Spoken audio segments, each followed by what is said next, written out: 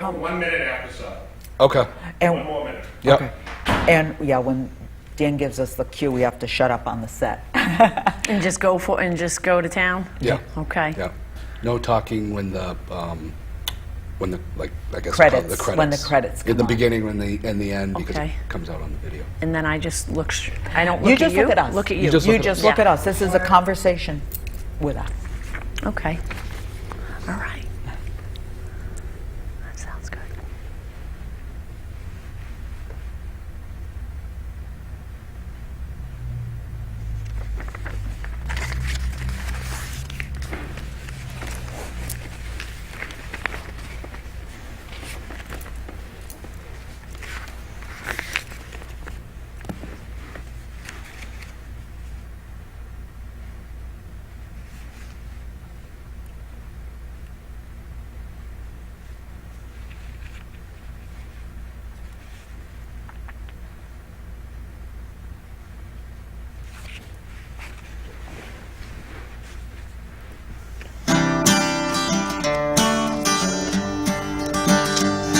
America, we stand for freedom. Though freedom is never really free, we yearn and strive for government, protecting our liberty.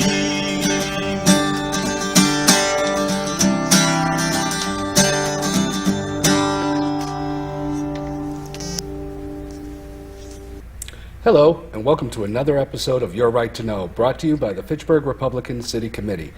My name is Attorney Andrew Kuchar. I'll be your co-host. With me, as always, is Mary Lotz, and we have a very special guest today, friend of the Fitchburg Republicans, Attorney Jen Caissie, Governor's Counsel. Very nice to see you, Jen. Nice to be here. Thank Welcome you. to Fitchburg. Been spending a lot of time up here in Fitchburg. And it has not gone unnoticed, just to let you know. But thank you for joining us this evening. As part of our program's educational function, we're working to educate the voters on the political process and some of the candidates who are not well known as their office isn't that visible. Governor's Counsel is one of those positions. As a way to support this goal, can you tell us a little bit about yourself, and next tell us what the Governor's Counsel does? Thank you for that, Andrew. I'd be happy to. I have traveled all around my 65 city and town district, and one of the first things I did when I ran for this position was to try to educate voters about the Governor's Counsel. You'd be amazed at how many people do not know what it is. I get questions to the effect of, oh, you represent the governor in court as the Governor's Counsel? Flattering. I don't represent Charlie Baker in court. We are a constitutional body. There are 8 members on the Governor's Council. We are all duly elected directly from the people, and we are the final approval of every lifetime appointed judge here in the Commonwealth of Massachusetts. In addition, we confirm all the members of the Massachusetts Parole Board and members of the DIA, which are the workers' comp judges. We also approve notary publics and clerk magistrates, who are also lifetime appointed here in Massachusetts. So you put all that together, it's a pretty important position. It is. And it was created by our founding fathers at the time that the Massachusetts Constitution was created, which predates the United States Constitution. And in the United States, there are only 2 states that have a Governor's Council, Massachusetts and New Hampshire. And as I said, I represent 65 cities and towns. It's primarily, when I describe it, Worcester County, but it consists of 5 counties.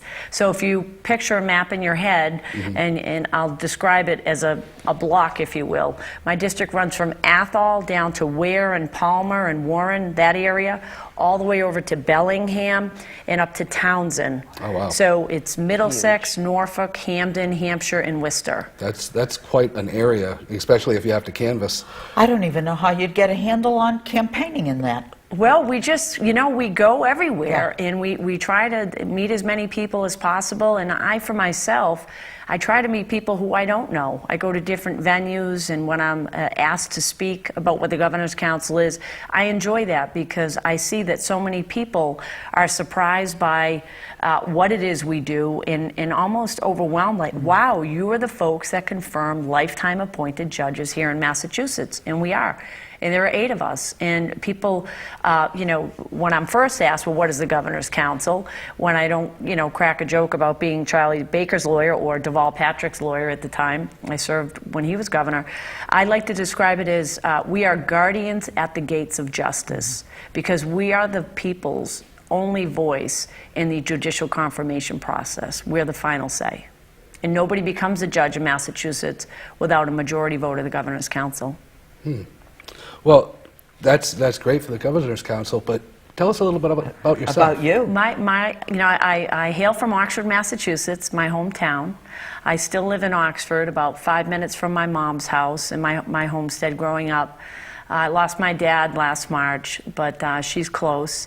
My siblings all live within a 5-mile radius. We're a pretty tight family. There are 5 of us.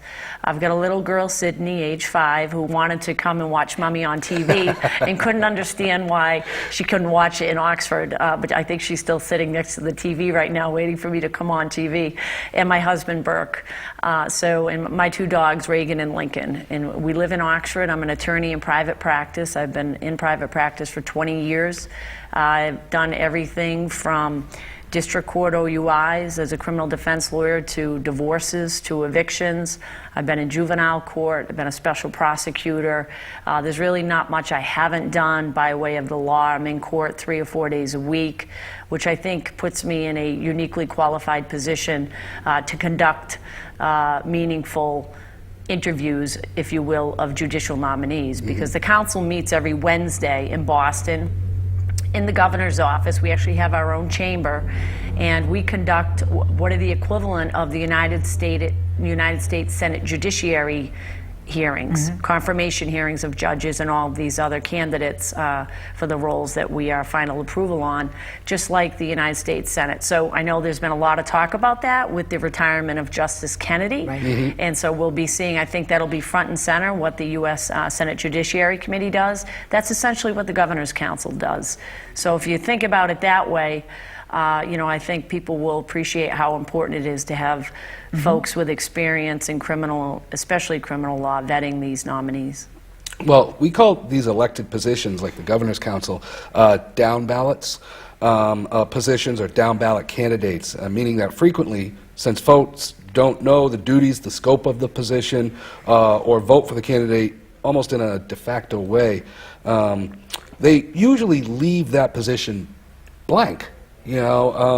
So they vote for every candidate because he or she is a representative of a certain political party. What's the danger of voting or not voting blindly like this? I don't know if it's a danger. It's certainly a missed opportunity. And when I think about all the people on the ballot, and I'm talking about the governor, treasurer, all the statewide positions that are on the ballot, when I think about the greatest legacy that a governor or a president leaves on the people that they are elected to serve, it's who they put on the bench. Charlie Baker is nominating people, and the judges are being confirmed, who will be on the bench for 15, 20 years. He just put 5 new Supreme Court justices on the Massachusetts Supreme Court. They're going to be there for a generation. So I think it's a missed opportunity for people to weigh in on what an important position the Governor's Council is. And I've said it at rallies with Charlie Baker there or anybody there, that I think the Governor's Council is the most important position on the ballot. And it is down ballot, but when you think about the legacy of judges and what impact they have on our lives every day, I think it's the most important position. So I think it's a missed opportunity if people don't vote for Governor's Council. I agree with you. Now, you're the only Republican on the council, is that correct? I am. I'm an endangered species up there. Now, how do you believe that how important do you believe that it is to have political diversity on the council? I think it's incredibly important. And not to say that I don't get along with my colleagues. I'm very respectful. We have civil discourse. But there's nobody up on the council talking about public safety issues like Jen Caissie. There's nobody up there asking nominees whether they respect all of our constitutional rights, our First Amendment rights, our Second Amendment rights, and on and on. You know, there are different focuses of counselors. For me, it's public safety, it's victims' rights, it's constitutional rights, and respecting people's due process. You know, think about judges. Who in our society can take away a person's home, can take away their children, and can take away their freedom with a single decision? A judge. And I take that incredible power. I always have that in the back of my mind when I vet these nominees. And for me, public safety is number one. If we can't be safe in our communities because judges are letting career criminals out on the street, you know, we read about it in the paper. You know, They're calling for a judge to step down up in Salem and up in Essex County. So, I mean, I think diversity is important, but I think it's the experience and your values that you bring to bear. You know, for me, it's not a Republican-Democrat thing. It's about going in and doing the job I was elected to do and focusing on what I think are important values for the people I represent.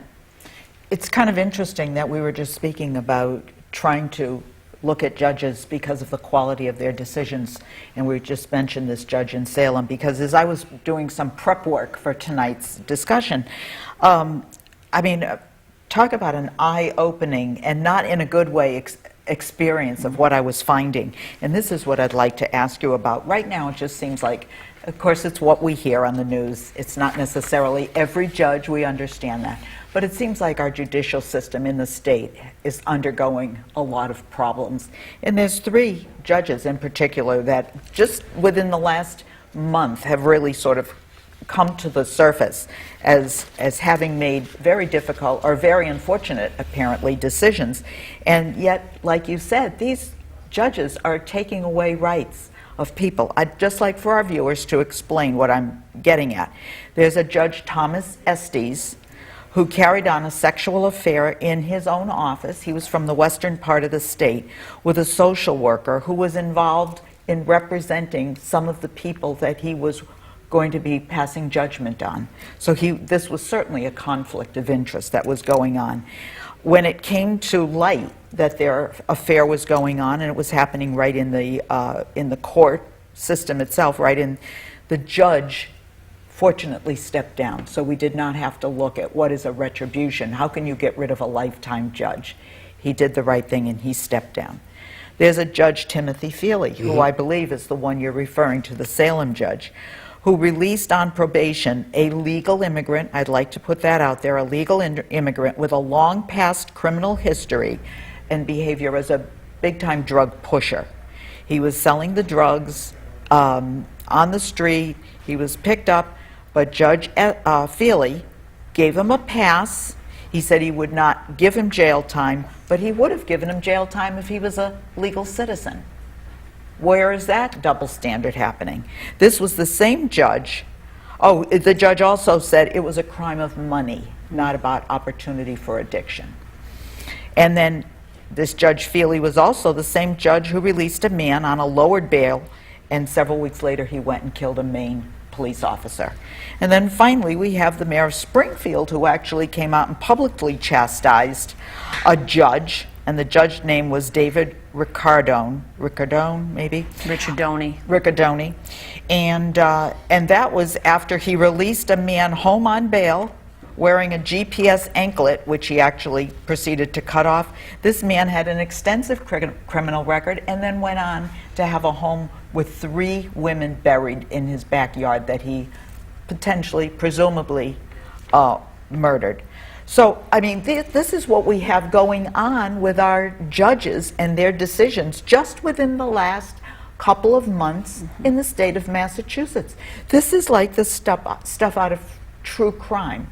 Now, when something like this happens, what can the governor's council do? These people have lifetime appointments.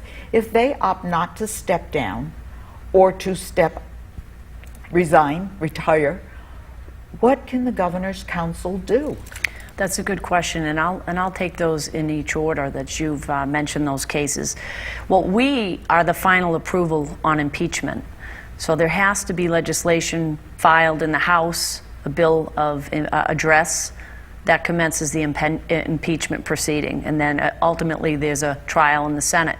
And then the governor has to recommend or request the governor's council for their advice and consent for impeachment to remove the judge. That's the process. So would the senators or the House of Representatives read some of these things and say this is unconscionable judicial action, and they would then bring it up to the governor's council? Yes, and that's what happened with Judge Estes. Let me say that I had been speaking to a reporter for months about that case, and a reporter out of the western part of the state broke that story.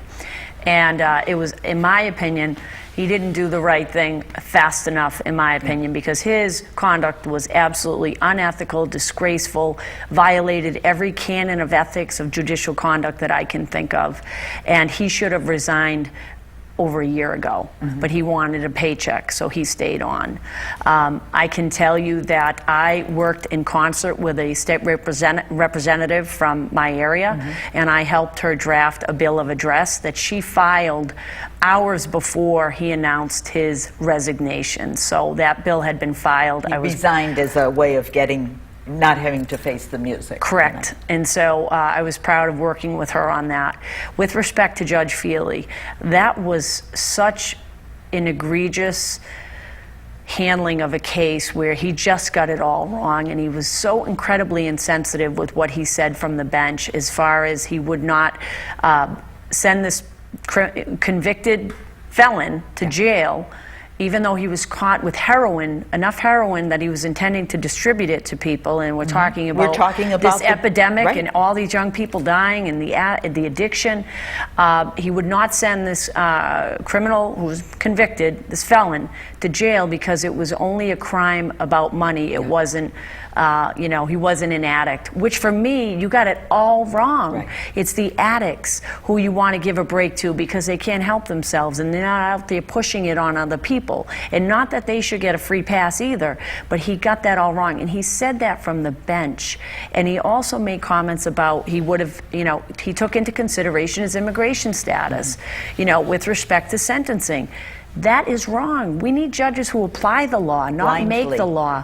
And that's an activist judge. Who you are not to take into consideration somebody's immigration status in sentencing. We had a nominee before us yesterday, a hearing that I chaired, and I asked him if he would consider immigration status in sentencing. And he said, no, that's not what we're supposed to consider. And that was refreshing to me. He should have never made those comments from the bench. He should have not considered the defendant's immigration status. And that's the thing, we're talking about criminal justice reform, I'll get to the last guy too. But this is why we need mandatory minimums for some of these crimes. We should have mandatory minimums for heroin dealers, for fentanyl dealers. Maybe not for all drug crimes, but we should have them for the people who are putting these drugs on the street that are literally killing people. And so that's, Judge Feely, he should resign. Well, there was an arrogance with his decisions also. There's no real judicial accountability in Massachusetts, and I support, there was a Judicial Accountability Act that was filed. There was legislation filed, bipartisan legislation. It didn't go anywhere. It got sent to committee, which you know what that means. Yep. But I would love to see some meaningful judicial evaluations in this Commonwealth. We don't have them. There are evaluations done. Nobody sees them. They're not open to the public. There aren't any hearings about reviewing judges. And I'm not sitting here saying we should elect judges. I don't think that's the right way to go either. But there has to be some happy medium where we have meaningful judicial accountability, because there isn't any. With respect to the Judge Feely's decision that led to the death of the deputy sheriff, direct result. Reduced the bail to $5,000. Posted bail, went up north and shot and killed that innocent deputy. And that didn't have to happen. These decisions have life and death consequences sometimes. Officer Tarantino in Auburn, I went to the dedication of the bridge to him a few weeks ago, probably a couple months ago now. And another example, you had a judge on the bench. He let a career criminal walk out of Worcester Central Court, okay, on personal recognizance instead of setting bail, and this person had violated probation for prior crimes, lengthy record, walked out of district court that day, and you got to say to yourself, if he had set bail, which he should have done, okay, he had defaults on his record, that's why you set bail. You want to make sure they're coming back. They get the long rap sheet, you know, and he didn't set bail. He walked out, and if he had set bail, Officer Tarantino would have never been pulling that vehicle over at 9 o'clock that night, walking up to the side of the vehicle, getting his license and registration, turning around and getting shot in the back. And, you know, there are consequences. And these are the things that, when we're vetting nominees, they're forefront of my mind about public safety. How are you going to set bail? And I'll add another one to that list. There's a judge who let a man, an illegal, accused of raping a young girl in the back of his car. He was an Uber driver. Oh, yes. I'm sure you heard about this one. Yep. She literally posted the bail so low, let the guy walk out the back door. To this day, they have not located that criminal defendant.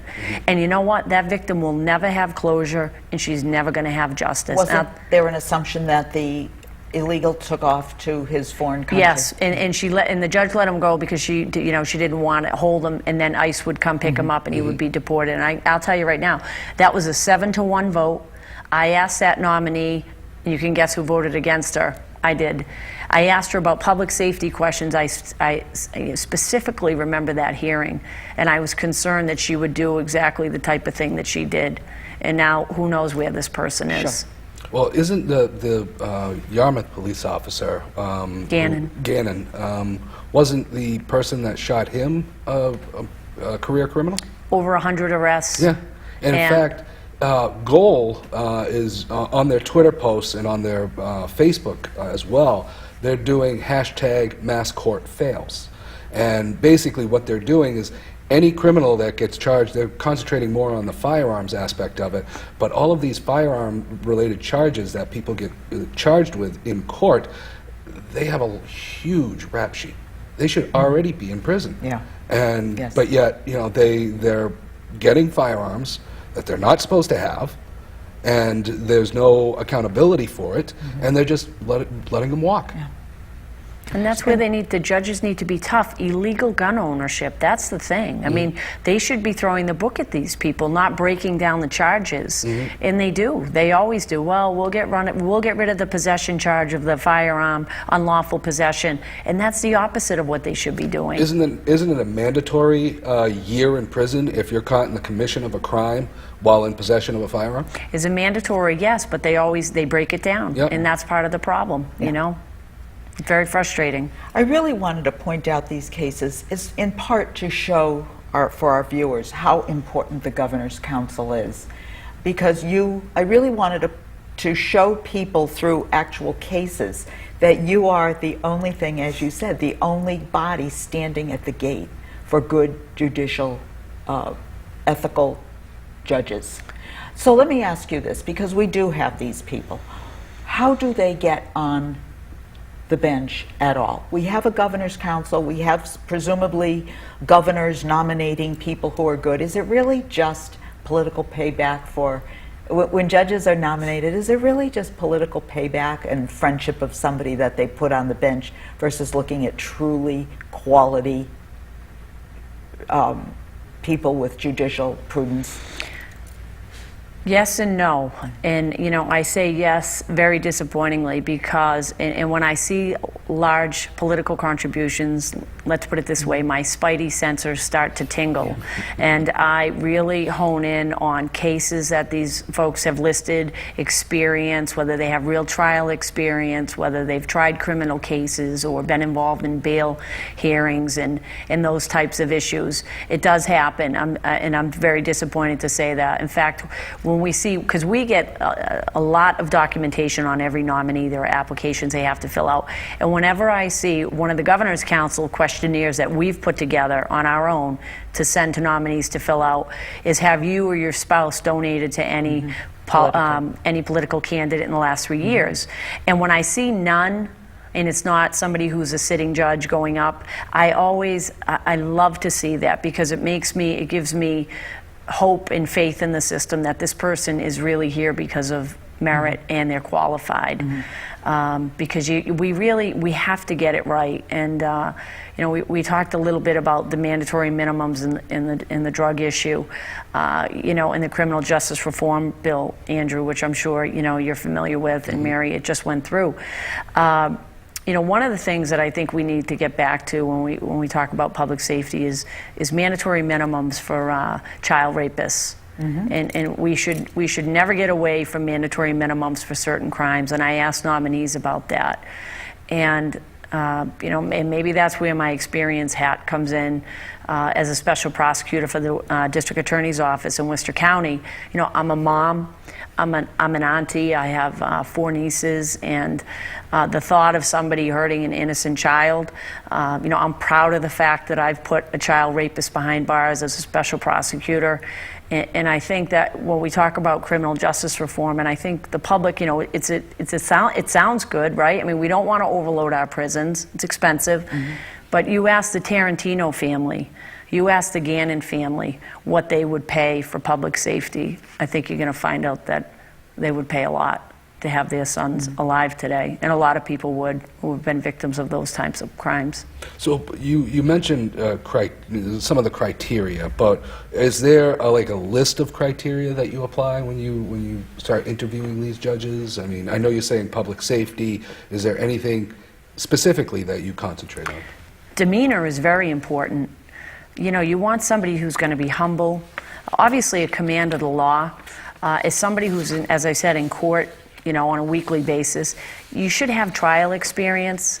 You know, it's one thing to go to law school and never practice law, or you know, or sit behind a desk doing research. Right, you know. Right, and you know, or just get a degree and you know, you're really smart, but unless you're in the trenches, you know, I don't feel like I could do my job as a governor's counselor unless I was in court every day, watching a judge's demeanor, interacting with the judge, doing research, you know, dealing with clients and getting the full picture.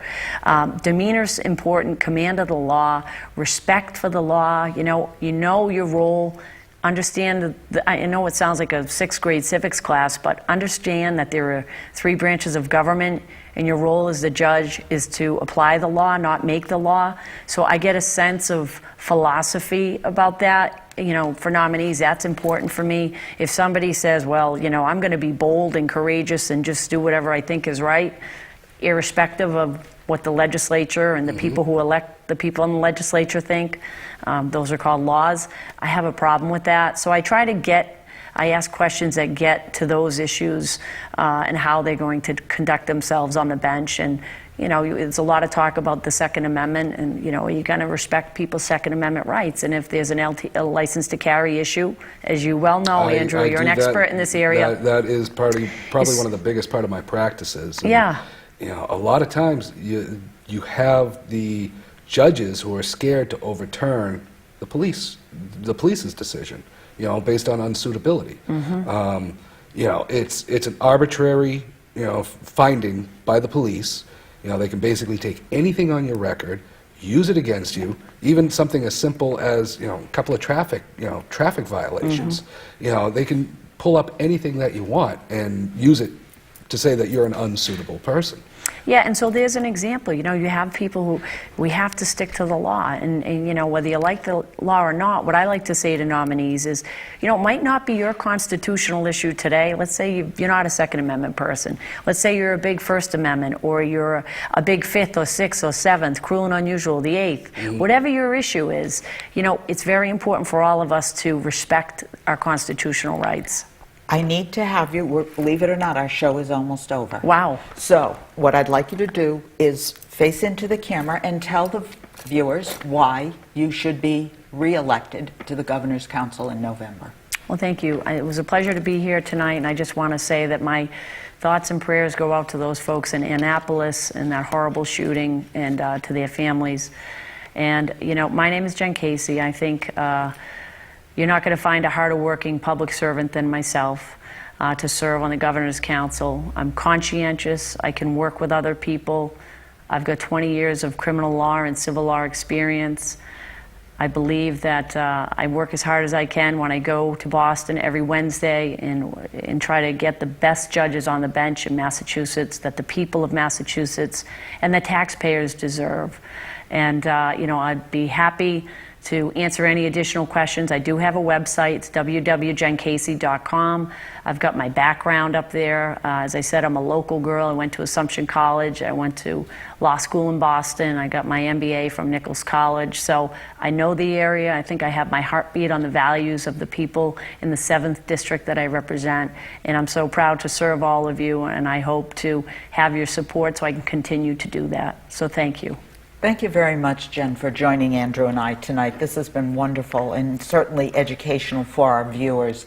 So as we close, I'd like to just say, to make it very brief tonight, that we met Jen, we got to know Jen and Sheriff Lou at the same time, and I do have to say there are no two harder working public servants who have come out with extreme results in terms of being exemplary public servants for us. So thank you very much. Thank you very much. And here's Jen's brochure. Please take a look at it. And that is Jen with one N, Caissie, C-A-I-S-S-I-E. So please look her up. And right now we'll sign off and say thank you very much for watching Your Right to Know.